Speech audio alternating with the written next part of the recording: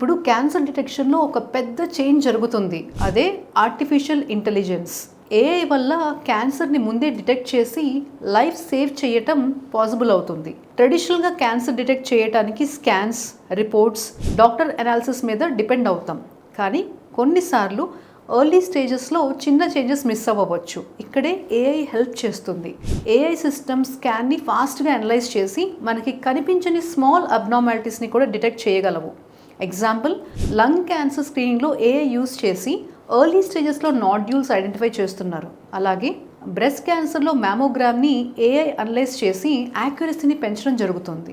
ఇండియాలో కూడా AI based screening programme start అయ్యాయి, ఎస్పెషల్లీ గవర్నమెంట్ హాస్పిటల్స్లో. దీనివల్ల రూరల్ ఏరియాస్లో కూడా ఎర్లీ డిటెక్షన్ పాసిబుల్ అయ్యే అవకాశం ఉంది.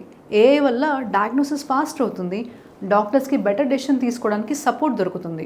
రిజల్ట్గా ట్రీట్మెంట్ ఎర్లీగా స్టార్ట్ చేయడం ఈజీ అవుతుంది. ఏఐ అనేది డాక్టర్స్ని రిప్లేస్ చేయడానికి కాదు, వాళ్ళకి స్ట్రాంగ్ సపోర్ట్ సిస్టమ్ లాగా పనిచేయడానికి.